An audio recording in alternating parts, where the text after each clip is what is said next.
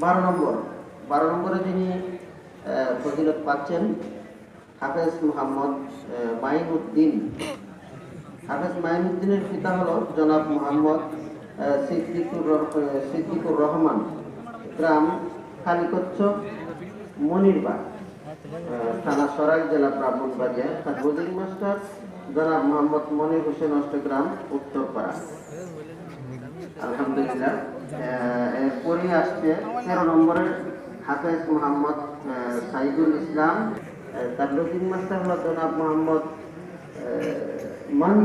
মঞ্জুমিয়া, অষ্টগ্রাম, বুরনের বাড়ি।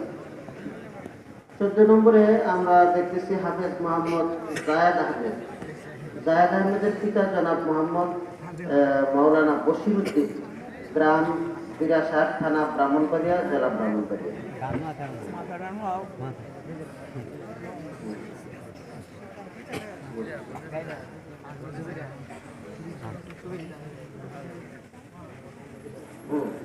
আচ্ছা, ঠিক আছে। হ্যাঁ, এরপরে তার রোজিং মাস্টার হলো জনাব মোহাম্মদ আমির হোসেন।